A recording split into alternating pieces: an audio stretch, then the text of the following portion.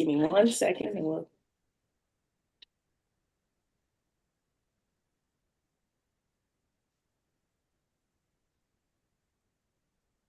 All righty. Let's see. Give me 1 second and we'll.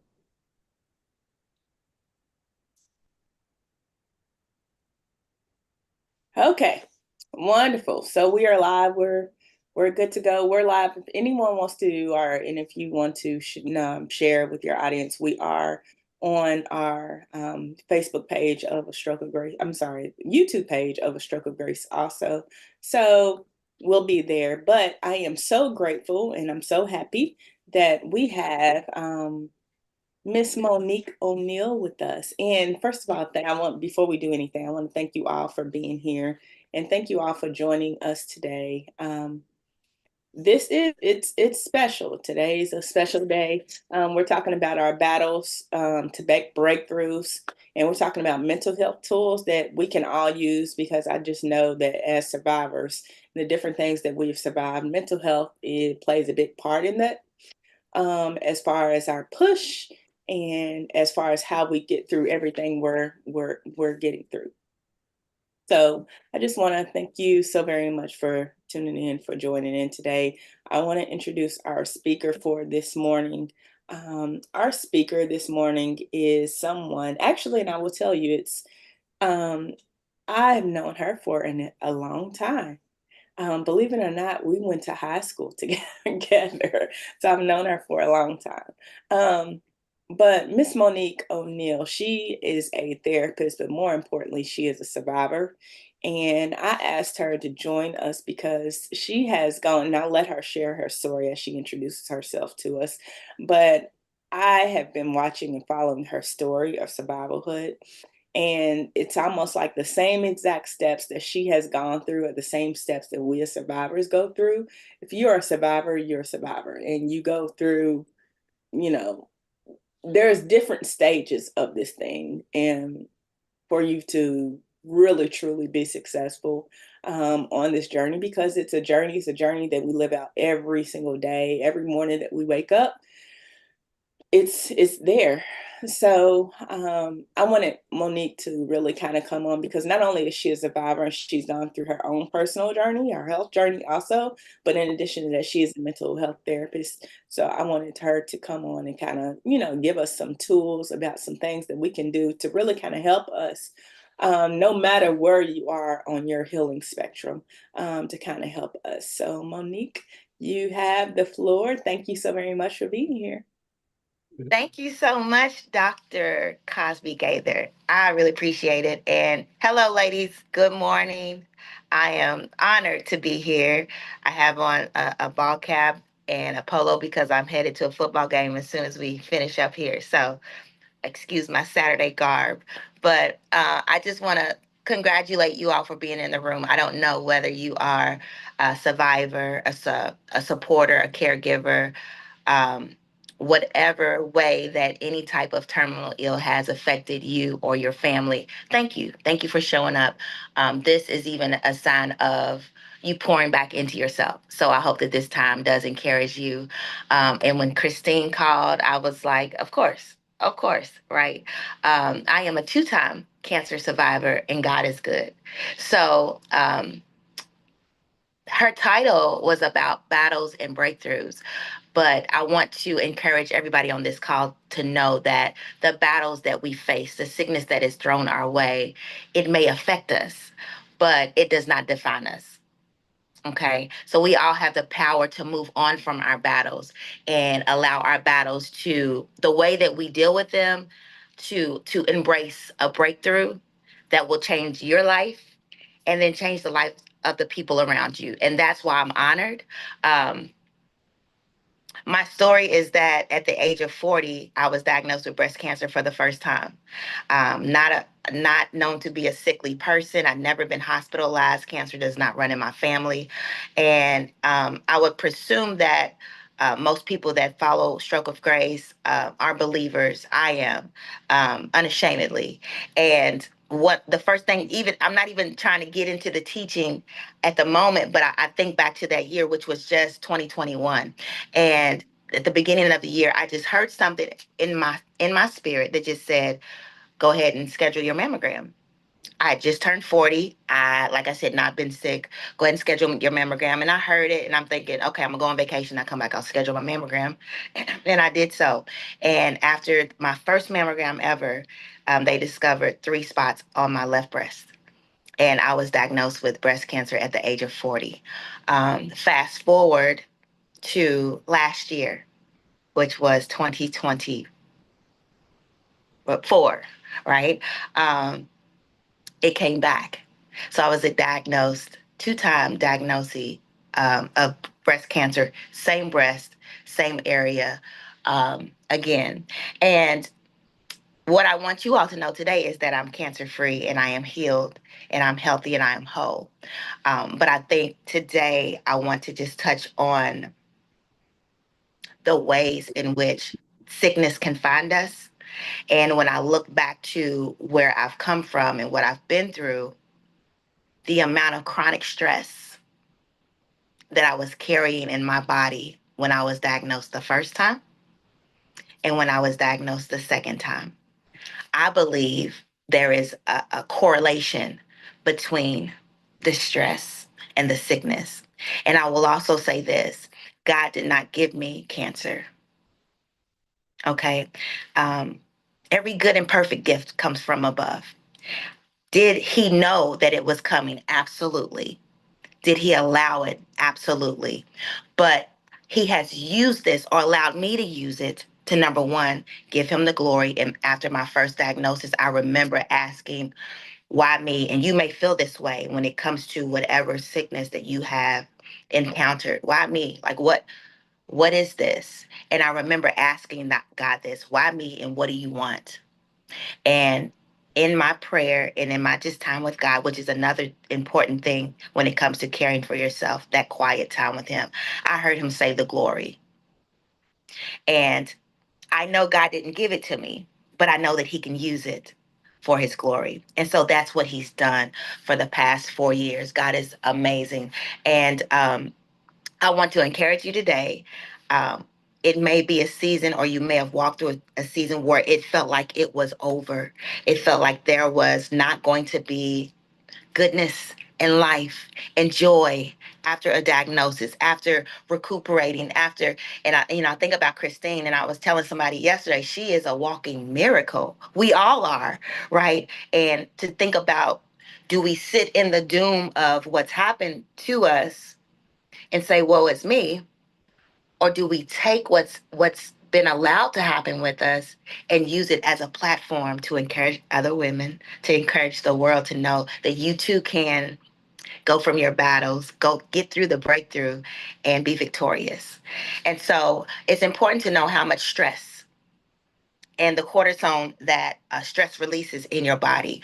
Um, it's a cesspool for illness.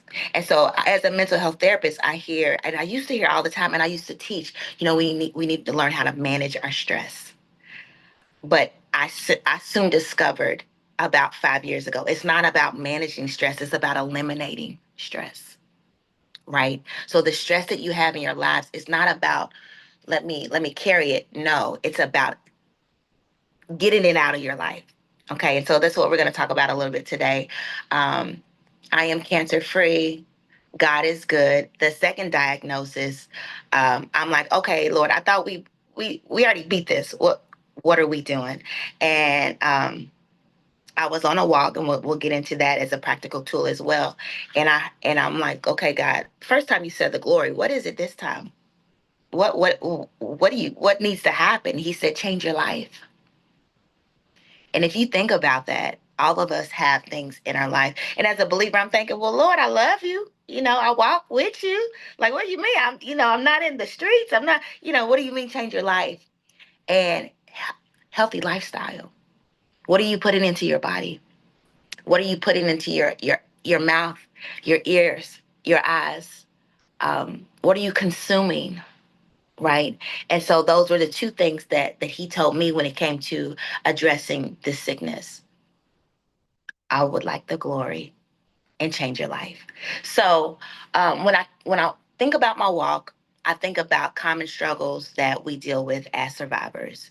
And the battle, I've learned, does not end once the sickness is over or once the event has occurred. And I'm sure Christine can attest to this. Honey, we're just getting started. And so the battles continue on the inside and they continue up here. And I've been in mental health for 20 years, and I know that the way to overcome is to overcome here first. And so some of the struggles that I see that are very common are anxiety. It's the constant thought, will I live? Is my life going to end early? I have two young boys. They're 12 and 9. They're very energetic. And when I was diagnosed the first time, they were, 5 years ago, they were 7 and 3, yeah. And I did not want to burden them with that, but the enemy came into my mind and said, you're not going to be able to see them go to prom. Because you hear the stories of people that don't survive or who go on to be with the Lord prematurely, right? And so the constant hypervigilance, the waiting for the shoe to drop, the waiting for, oh, what's the next worst news? Okay. So with my diagnosis, was it scary? Absolutely. So I think about anxiety and I think about the onset of fear, because that's what comes. What's going to happen? We know when we hear the word cancer, we automatically equate that to death. We hear the C word, then we think the D word, because we've all known someone probably who has passed away from it, right? And so what I chose to do in my walk is not allow it to define me. You will never hear me say I have or I had cancer. I went to the doctor. They diagnosed me with, I looked at the ultrasound I did and I saw the black dots in my breast. I saw it. It is real. But I would never take ownership of what I know God did not give me. So the anxiety that takes place, and I remember the second diagnosis, my high blood pressure was skyrocketing through the roof. And I remember feeling all the physiological things that come with the stress. So it is real, but I did not want to claim it. And so when it comes to the anxiety and the fear, what am I feeding my mind? God is not giving me the spirit of fear. God is not giving me cancer. What is He giving me? Power, love, and a sound mind. Power to what? Overcome this. Why? Because I don't have to overcome it, because He already did on the cross. And when it comes to the realness of a sickness, and when you're dealing with it and you feel the pains and you feel the stress and you feel the desperation, what I had to continue to focus my mind back on is what Jesus did on the cross. So I had to renew my mind. So when it comes to the anxiety, there's the renewing of the mind, replacing the fear with faith. Faith over fear. I mean, you hear the phrase, but it is really true. And faith is crazy enough to believe what you cannot see. So when they say you have cancer, okay, I hear what you're telling me, but I know what God said. He says that I'm healed. He says that He was wounded for my transgressions, bruised for my iniquity. The chastisement of my peace of mind was upon Him. When He was on the cross, He did all of that. With His stripes, I am healed. What does that mean? He died not only for my sins, but He died and He healed me when He died on the cross and resurrected. And I'm not trying to preach, but it's so real when it comes to your mind, because that's what I had to eat. That's what I had to really allow to settle in my mind. My mind, my will, and my emotions. And when I could get that, then I'm able to walk this journey and say, okay, God, it's me and you. What we doing? Because this is not going to take me out.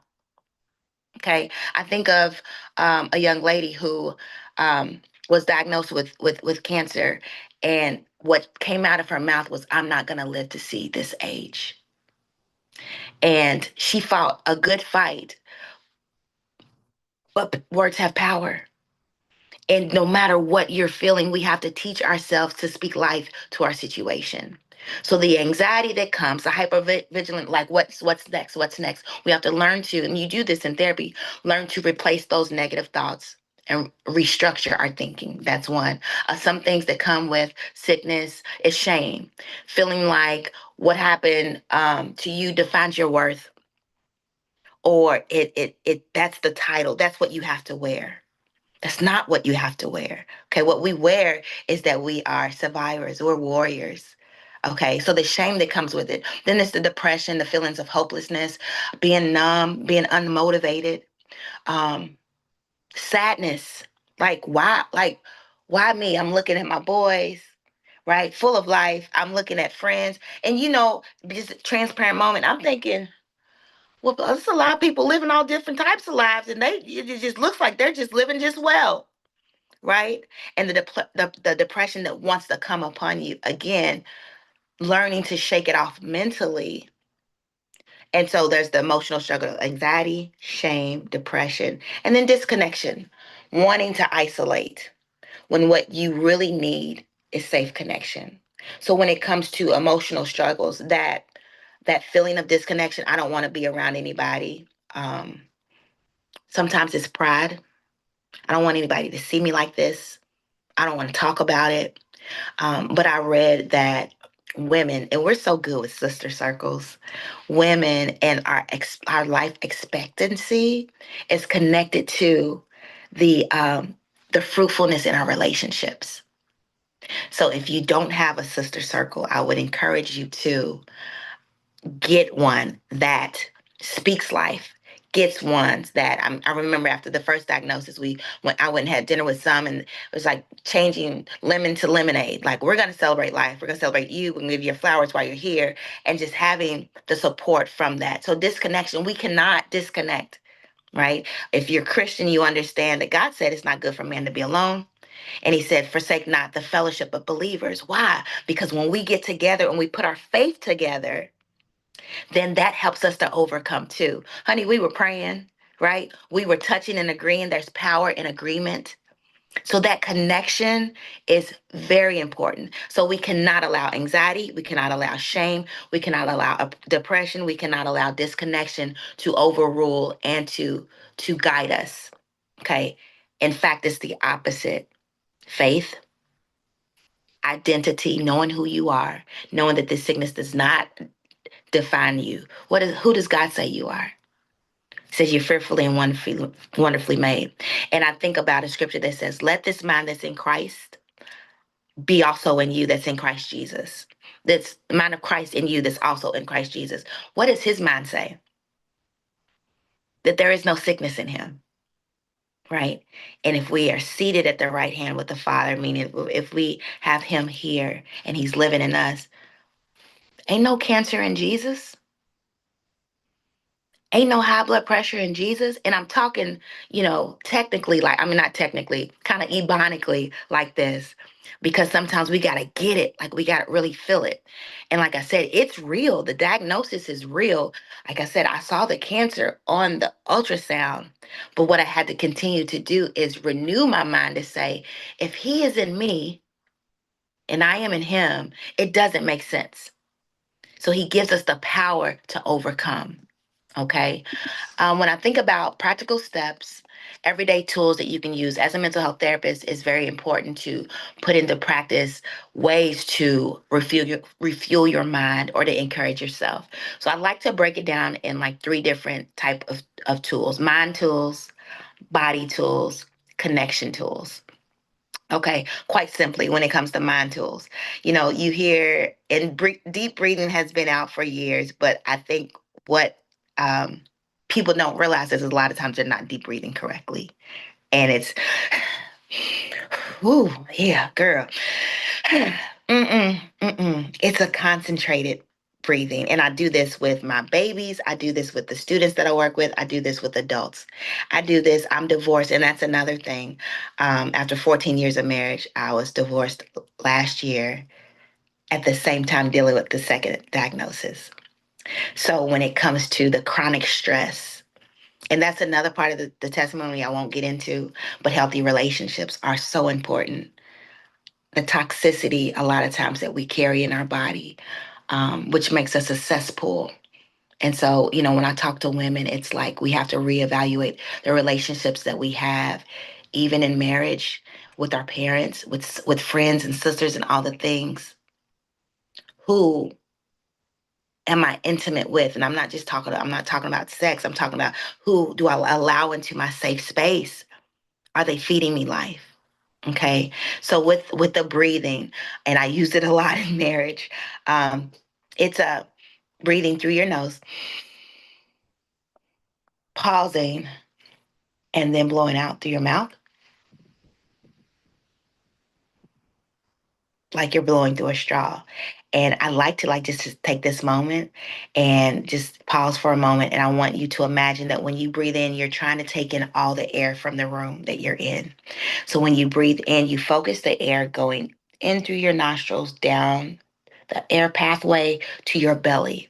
Okay. And so when you breathe correctly, the only thing that should be expanding is your belly. So if everybody would just put your hand on your belly, okay, just for a moment. And when you breathe in, you focus the air going into your belly. So I'm going to count to three, and I want you to practice concentrating the air going through here all the way down and feel your belly expand. Let's try it. One, two, three. Pause. And when you let out, blow like you're blowing through a straw. Let's release.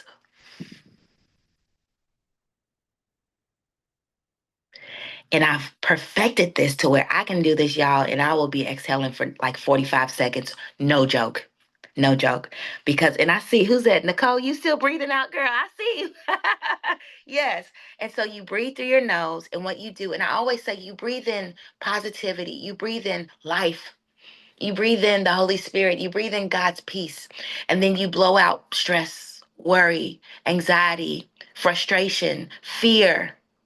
Okay, so that's one way to really help you to hone in on the peace of mind that you have. So breathing, journaling, writing down your thoughts so that they don't sit heavy in your chest. You know, you hear of people having heart attacks, Christina, stroke, right? How much stuff do we carry on the inside that we need to release? Journaling is awesome. Okay. And it's okay to be honest. There's no right or wrong way to journal. Listen, cancer, what? Huh? I don't get this. God, what is this? This freaking sucks. Excuse my French. Right? Be honest. Let it out. But then in the same token, after you've penned it, written it out. This is how I feel. I'm scared. That's fine. Write it out, right? Then you think about, and we think about journal prompts, and that's something that we do in therapy. Gratefulness. Before I go to bed, three things. What am I grateful for? I'm grateful that I got to feel the sunshine today. I'm grateful that nobody had to wheel me out of my house. I'm grateful that I had money to put in my gas tank. Whatever. And then when you focus on the gratefulness, there are studies show that the more we focus on what we're grateful for, depression and anxiety decreases. Okay. So that's one thing that you can put in your toolbox today. You can start with it in the morning, you can end with it at night. Journaling, writing your feelings out, but also adding gratitude in your journaling. The third mind tool is affirmation, speaking truth. Speaking truth over yourself until it becomes louder than what you hear in your mind, right? You've been diagnosed with cancer. I hear that. Okay. But God says that I shall live and not die. That's what he told me. That's what his word says. You shall live, Monique, and not die and declare the works of the Lord. What am I doing right now? Declaring the works of the Lord, right? Cancer is real. Yes. Yes. We want you to do um,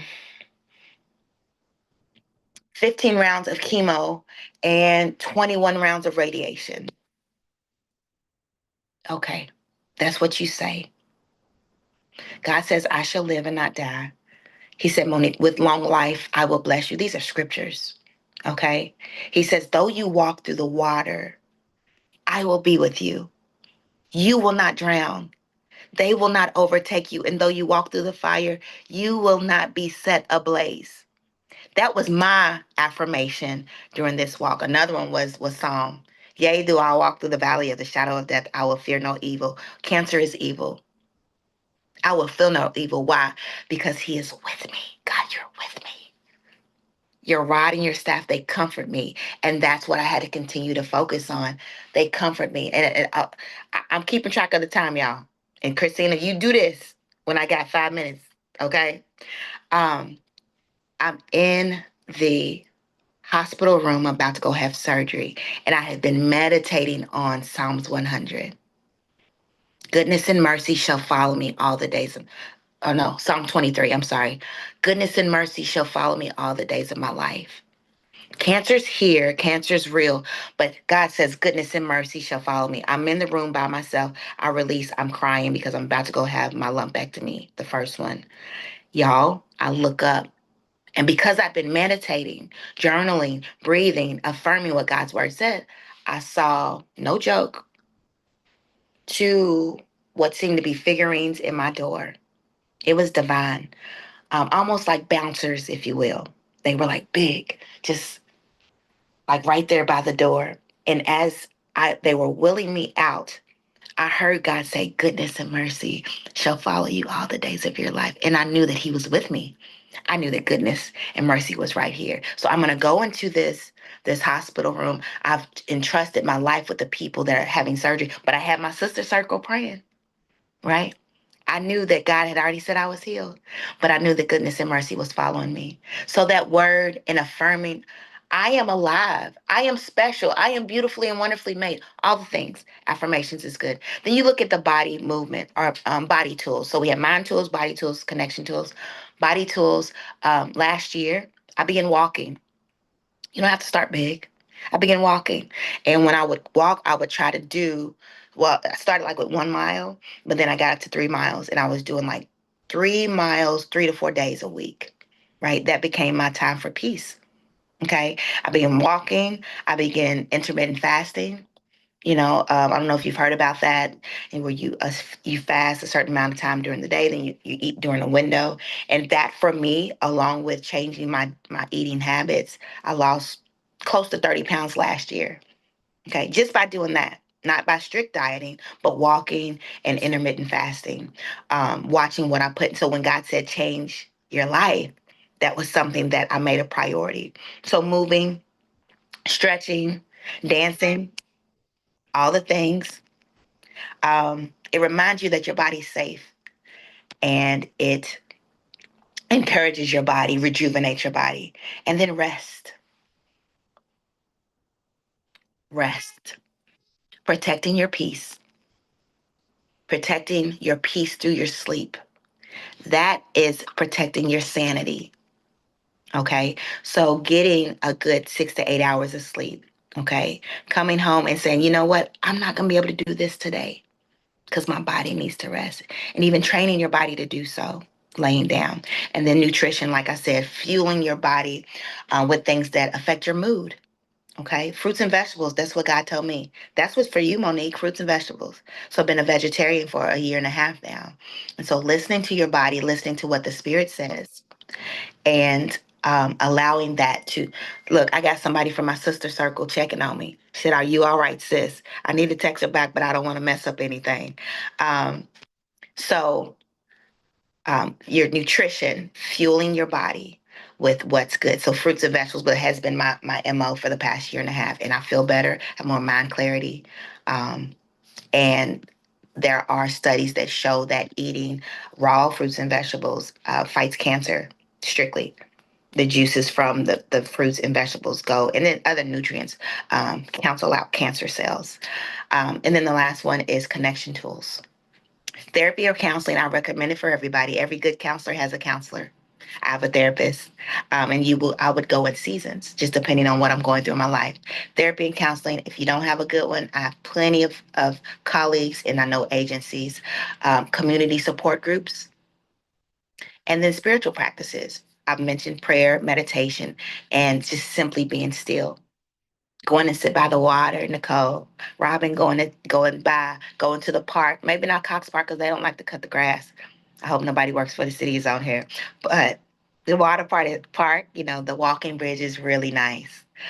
So going by the water to talk to God, to pray, to meditate. So therapy, community, get your sister circle, support group, a trusted friend, a faith circle, all the things, get into a community, and then the spiritual practices. These tools, they don't erase the pain, but they give you the power to navigate through it and move forward.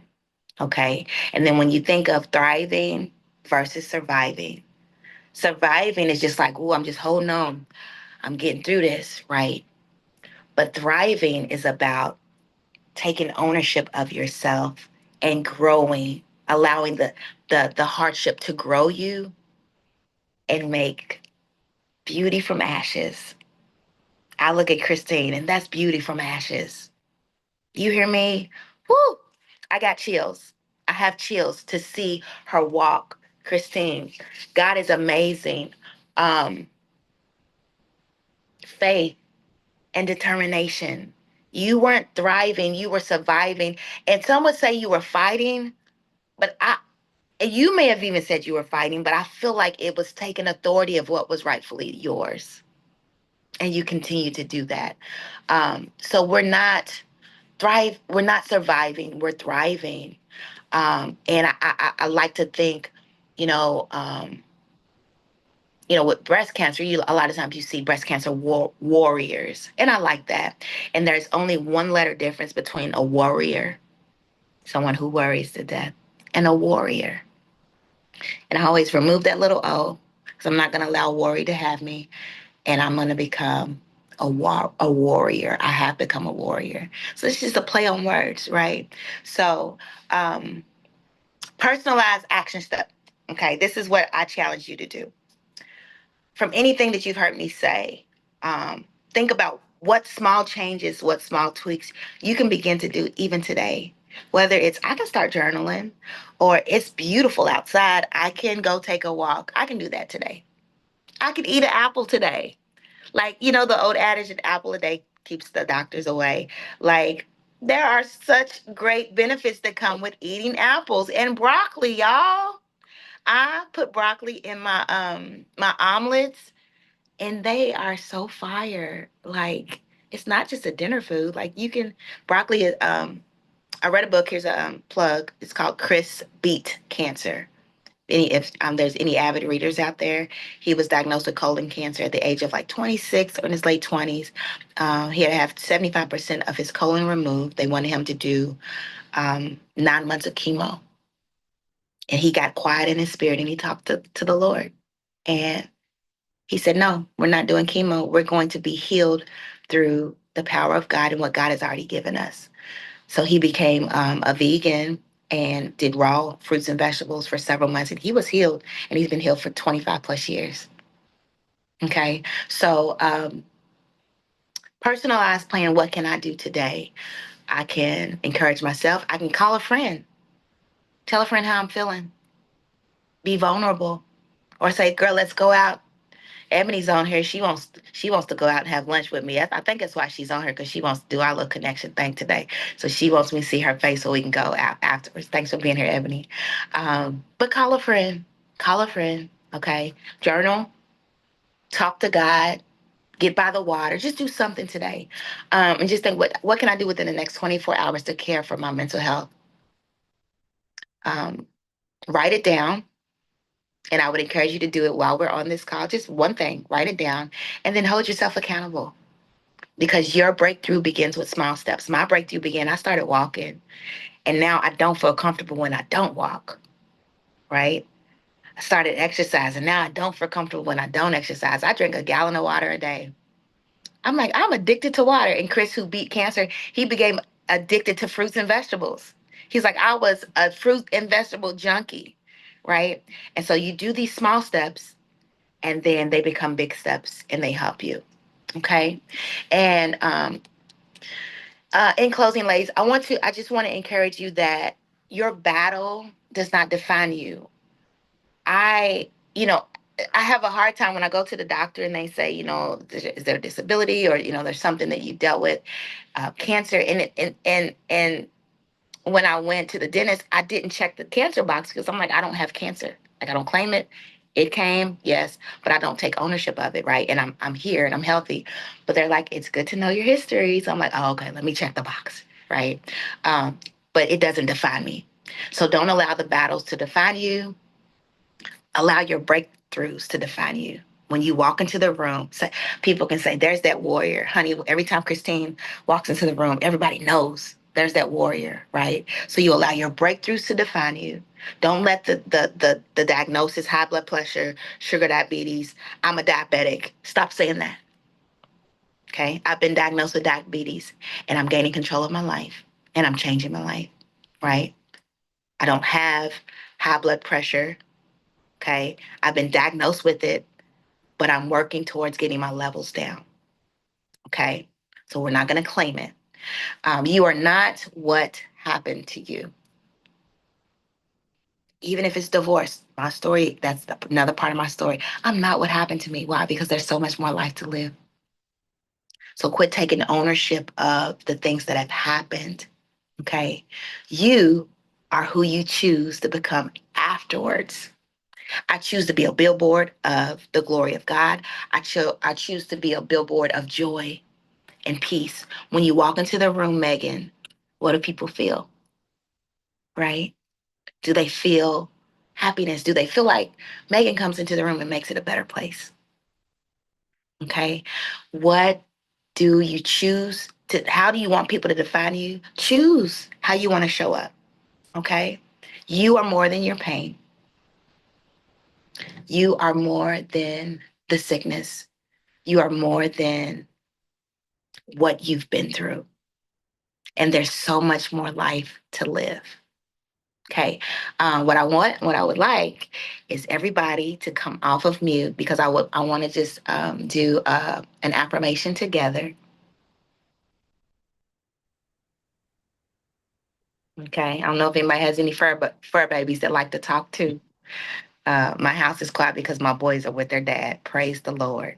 Because we gotta re-strengthen ourselves and get that peace and get rejuvenated, right? But I want you all to repeat after me. This is a affirmation, but a mantra, if you will. And I want you to say, I am more than my pain. More than my My pain. I am walking in peace, I am walking in I'm Walking peace, walking in in my peace, peace. strength, strength, strength, Strength. and wholeness. and and wholeness. wholeness. Wholeness. Okay. You can put yourself back on mute and you can write it down, and I'll give you that one for free. And I'll say it again. I am more than my pain. I am walking in peace, strength, and wholeness. And ladies, when you put into practice saying words over and over again, I have financial affirmations on my mirror, right? Because my bank account doesn't define me, and I'm speaking to what I see and where I'm going, right? But I am more than my pain. I am walking into peace, strength, and wholeness. I thank you for your time. God bless you. And I know God honors the time that you took out for yourself to be with us today. Monique, thank you so very much. I appreciate that. And I'm giving you a hand. Hopefully, everyone, if you can mind giving Monique a hand, thank you so very much for joining us. I appreciate that. Thank you. Monique's story is so strong. And I appreciate it more than anything because I will say, even though this is a stroke and we're focusing on stroke, it's just so many commonalities with both between cancer and stroke. It's just a survivorship. That's exactly what it is. And the tools and things that you have gone through and that you've learned and that you've experienced and that you've gone through yourself, it's something that we can actually make applicable to our lives also. Just because hey, we're all trying to go through this journey together. And it's a journey that is, I mean, it's one that you just don't, this like not the stroke doesn't it happens and the event is over. This is something you carry with you for the rest of your life and things that you have to deal with for the rest of your life. And I am so grateful that you brought up the things that you brought up, especially that community piece, because community is so strong. And that's the one of the reasons why I say I founded a Stroke of Grace because I did not feel like I had that community. And so, since I didn't feel like I had that community, I said, why not create that community? Yeah. So, that's exactly why Stroke of Grace was founded because I wanted a community. I wanted to be in community with other survivors and other individuals who understood my journey, because the persons that were around me, although they could sympathize with my situation, they really could not understand what I was going through, because they had never suffered the stroke. They had never gone through the event themselves. So thank you so very much for sharing that. We appreciate that. And we have just a couple of time, and I really believe in getting us out on time, starting on time and ending on time. But right before we end, we do have a few questions. If anyone has any questions for Monique, you can raise your hand. I can call on you. But I will say, let me start off with a couple of questions. If anyone has any questions for her, just raise your hand and I'll let you, Monique, if you have time to stay with us to answer a few questions, that would be great. But I want to ask you, as both a survivor and a therapist, what was the hardest part of balancing your own healing with caring for your mental health? So good. So that's such a good question, because I think knowing about mental health and being trained to teach it, um, there's a battle that goes on how I should feel, or I should be behaving, or the way that I should be showing up, because this is the way that you deal with anxiety. And what I had to do was, Christine, give myself grace through the process, because I'm human, right? So you hear my story and you see that I'm empowered and I show up empowered, but there are moments when it doesn't feel good and it is scary and you are angry and you are scared and you are frustrated and you don't understand. And during my walk, what helped me to overcome that was to literally give myself grace. And the other piece was, and here's the thing, when I was feeling scared, lonely, angry, not understanding that God is still not, he hasn't left me, right? So still having in mind, he's with me, but I also know that he gives me grace that I need every day to deal with this. And so giving myself grace was the hardest part. Giving myself grace to feel and to understand that how I'm feeling is normal. Okay. But being able to really grab a hold to it and say, it's normal, but I can't stay here because it's not healthy. Um, the other piece of that was having my own therapist. She helped me navigate and normalize how I was feeling, but also tools and help me put connections together with, why am I even sick in the first place? What's in your life that you can eliminate? Honey, what stress can you zap out? Not manage, but get rid of, right? Because we need you healthy. So, grace and therapy. Did that answer the question? Yes, it did. It did. And does anyone else have any questions? Because I can go through. I have questions. But I don't, I don't want to hog up all the time. But yes, it did answer that question. Thank you so very much. I appreciate that. And I do a talk on PTSD, post-traumatic stress disorder, and the effects of after stroke, because after you suffered a stroke, one of the biggest things we always ask ourselves in our mind, um, is today the day? We wake Mm, up every morning and we say, is today the day? Is today the day I'm going to suffer another stroke? Is today the day? Like, is today the day? There is never, even though my stroke was over 6 years ago, there has mm, still never been a morning when I have not woken up and I said, is today the day? yeah. It's almost like you always have to be in preparation mode for something that is, because it was such a traumatic event, right? Yeah. So, do you have any, like, we for that what happens again question is a source of anxiety, and then you kind of touched on that. And what tools do you have that you can help us with that? So therefore, if we are stuck in that Yeah. PTSD Mm, phase of our journey, that what kind of tools do you have, or would you suggest as a therapist to yeah. help us through? Yeah. So good, Christine. Because your question is today's the day. My question was, what if it comes back? Right? And it Mhm. did. It did. And 3 years later, almost, I mean, same time of the year, 3 years later, it was discovered. What if it comes back? And even now, as I talk to you and I think about the last couple of weeks, I felt something in my chest. So my mind goes back to, oh Lord, right? What? Ebony, stop. My mind goes back to what if, right? But then what I train myself to do is to speak life. That's one thing. And so when I feel, and this is what I learned from the doctor, and I'll do this when I speak.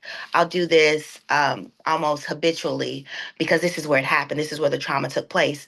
But I asked my doctor about, sometimes I feel stuff. Sometimes it feels like jolts in my body. And she says a lot of times that's the nerves trying to reconnect from where you had the surgery. And I've had 2 lumpectomies and where we've cut. And so your nerves are trying to regenerate and formulate back in your body. But if you've been through it, then you think, oh Lord, is this cancer that I feel? So you say, what is this today? And I say, has it come back? What if it comes back? What I do and what I've done, even just the past couple of weeks, I am healed. Thank you, Lord, that I thank you that your blood flows through my veins. And so really combating that with positive, some people say affirmations. I say the word of God, I shall live and not die. This is not my end, right? So speaking life, that's number one. And it's speaking it amidst what you feel. What I'm feeling is real. Okay, so that's that faith piece again. Like I gotta talk the life, I have to speak the life, even though I feel a certain way. The other thing is choosing to live life, right, Christine? So is this today? Today's not going to be today. That's me speaking life, right? Today's going to be a good day. And then choosing to live. I'm going to go and have brunch with my girls. I'm going to go do this. I'm going to go to church. I'm going to worship and choosing and not allowing that to immobilize you or debilitate you to where you're froze and stuck in fear and you're not living your life. So I would say push through to live, like be intentional about living. My friends have been like, Mona, you've really been outside. I have. I'm enjoying life, right? So push to live, be intentional about doing things, and then speaking. When you feel it, when you hear that thought, well, in counseling, we call it thought stopping. We stop that thought, grab it up, and then we replace it with something positive. Nope. I am well. It is well with my soul. I am healthy. I shall live and not die. The Lord is my shepherd. Whatever it is, whatever it is, and fighting that with the word. So that's what I do in therapy. I would say cognitive restructuring, whatever the negative thought that comes, take captive of it, and then restructure it with a positive thought, and then being intentional about living and enjoying life. Great. Thank you so very much. Robin, guess what? I'm about to put you on the spot. Oh, Lord. Okay. Do you have anything for Monique? No, I'm just trying to soak it all in. I believe everything she's saying, and I understand. Sometimes you just have to get out of your own way. I work from home, so it's a little bit hard to get in the mindset of being intentional about going outside. You know, I'm in the house Monday through Friday, 5 days a week, all the time. So I have learned to make my home my safe space, my sanctuary. My backyard is my everything. I put time into making it look exactly like I want. And that's where I sit on my lunch break in the evenings, just to try and have some kind of solitude and some peace and some quiet. Um, to me, that is what I've learned just in these last couple of months, that your peace is everything. You cannot be stressed out about little stuff, about stuff people say or do. And I think that's very, very important, is to have some kind of peace of mind. That's the first step to getting healthy. Yes, do I have to change my lifestyle and do all the other things? But sure, we all have our ups and downs. But the most important thing for me that you said was the peace of mind. So I just appreciate that, and I appreciate you. Thank you. Thank you. Can Thanks, I pick Robin. off of what she Go said? ahead. Peace of mind, Robin, is most important. And I think as women, everybody on here, a lot of times we minimize ourselves at the Yes. at the expense of our own peace. Yes. I did it in my marriage. And what I've learned and what I want women when I speak to women is to be absolutely intentional and authoritative about attaining and maintaining the peace that you deserve, the peace that's already yours. Unapologetically go get your peace, whatever that looks like. Okay. And if it is about eliminating toxic relationships, friendships, people in family, honor your parents, absolutely. But a lot of times in therapy, I'll see people that have toxic relationships, even with parents, unhealthy. You can respect from afar and you can respect, but eliminate that peace. I mean, eliminate the stress and be intentional about accessing and maintaining your peace. So thank you for saying that, Robin. Yes. Nicole, I'm coming to you next. Smile. So, because Nicole is on the East Coast, so she is, well, wow, you were in Connecticut. You just moved to where? Newport, Rhode Island. Oh, Yeah, okay. wow. So you're by the water. Yes, I'm a water barrier. Yeah. So how do you, I'm just going to piggyback off of what, because one of the things Monique was talking about, just like, getting out and getting by the water. Right. And I know that's one of the reasons why you moved there. Yes. Is because you want to be closer to the water. Absolutely. So how does this affect you? Because you are close to the water, where some of us, we're thousands of miles away from water. Sure. No, and I grew up in Indiana, but my parents were from Kentucky, born and raised. So I was always landlocked growing up until we moved to the East Coast in Connecticut. And so that's where I basically, once I was in Connecticut, I found that energy in life, and where every time ever since I've been either on the West Coast or East Coast, but I'm always by the water. I sail, things like that. So it's always something that renewed strength. And I thank you so much for everything that you said today. And it's so right on target, because it's a lot of things that I've gone through this journey. I'm since 2000, November 2017 stroke survivor. And yeah, it definitely gives you that every day you have to practice all of those tools and practices. Meditation. I do meditation either, just every day, or if I'm in a doctor's office, I'm meditating to keep my thoughts in peace of, okay, what is the doctor going to say? You're waiting, you're, just trying to get there on time, all those little factors that can bring in your stress levels and or deter the stress. So even just yesterday, I was talking to my dad, and he's like, okay, don't get stressed out. Don't do, and I'm like, by you just saying that stressed me out. Right, right. So it is true when you were saying about family or friends, it does bring in a lot of those defaults of, you have to be careful of who you are letting into your peace. And I'm Yep. so happy you said that, because I just had someone that I had to say goodbye to because they were bringing in a lot of stress in my life unnecessarily. I had to say goodbye, and that's for my own salvation. Mm. And don't be afraid to do it. Yeah. Congratulations, Nicole. That's amazing. Thank you. I so appreciate having this time today. Thank you, everyone. Yes.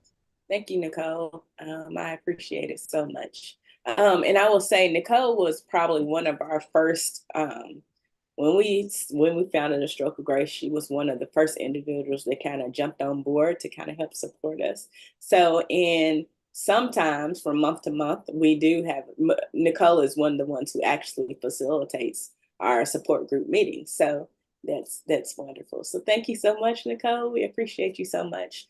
And I know the hour we have 4 minutes. We have 4 minutes. So really quickly, one last question that I have for you. is about, you talked about being vulnerable. And sometimes there are times when survivors, it's almost like we always feel like we have to be on, we have to be strong. Um, and we cannot be vulnerable. And that's hard. And I really feel that way. And I will say recently, I don't know, my daughter's kind of convinced me of this. I've created this TikTok account to kind of follow this fitness journey that I'm on. And like that is probably the most vulnerable I have ever been in my entire life. But guess what? It feels amazing to do so. Yeah. But how can we get out of this notion of every day that we have to go out, we have to be strong, we have to look a certain way, we have to dress a certain way, our makeup has to be done a certain, our hair has to be a certain way. How do we get out of that mindset and That's become vulnerable? that's so good, Christine, because I think about historically how we women, um, and particularly women of color have, and really women, period, and wives or mothers have to show up, right? It's the Wonder Woman complex, right? Well, I don't have time to be sick. I don't have time to be weak because everybody needs me, and I'm okay. I'm okay. And they're like, our grandmothers did it, and our moms did. But how much stress and anxiety were they really carrying? How many of them were numb to things that were going on? And we praised it like it was a good thing, but it wasn't. Okay. So how do you move from that? Being vulnerable. This has been one of the most humbling things, the humbling walks that I've gone through. And I can think of two moments in this thing where I was just honest and I was brutally honest. One was with my ex-husband, and I'm not a loud person, but I got loud with him this day. And I said, do you even understand what it feels like to be diagnosed and they say there's cancer running through your body? Because I felt like I wasn't getting the support that I needed. And that allowed me to speak up for myself and really be honest with, because I had been taking the boys to school in between the doctor's appointments, in between uh, this doctor's opinion and this radiation appointment, and I've been doing all these things, and I looked like I was okay, right? But I had to stop and say, listen, this is not easy, right? So I was able to speak up for myself. So sometimes you have to bite the bullet. And then the other time I think about where I was with my sister circle and I just cried. I let it out. And so I think having a safe space to be vulnerable is very important. And words don't always have to be said, right? So, and having a safe space is really, really important. And I think when it comes to showing up or having to show up a certain way, I think we have to bite the bullet, to be honest, and swallow the pride, because that's a thing that has gone on generationally that we think is good, but it's not, and it's not of God. Okay. Yeah. I'm no, no, no, no, no, no, no. Okay. We're human. Okay. And when you're honest with people, and when you bite the bullet to be honest, that's when people can be inspired or empowered, because you feel that way too. Right. So honesty, finding a safe place to be vulnerable, and not embracing the stigma or the lie from generation that I have to show up as Wonder Woman, because Wonder Woman has put our grannies in the grave prematurely sometimes.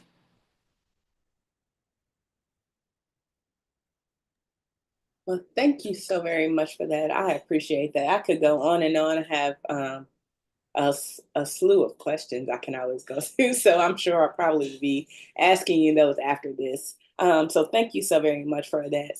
And thank you for being our guest and our speaker today. I hope that you got as much out of it as we did, because it was excellent. It was on point. It was right on time.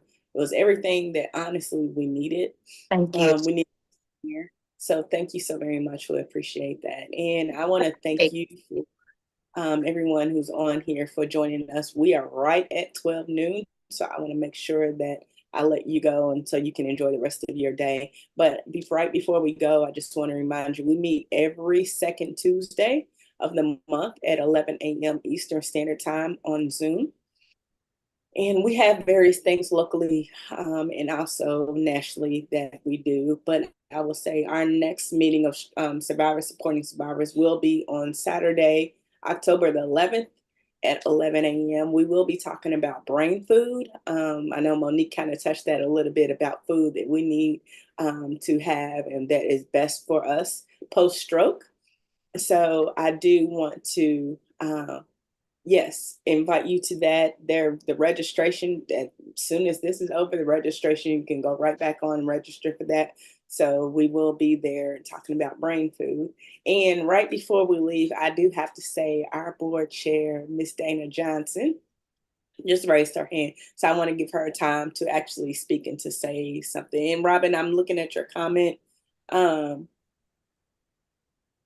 So yes, thank you so very much. And then also, I'm sorry, Monique, thank you so very much for putting that on there. So in the chat, Monique counsels and Monique, I'm going to give you time.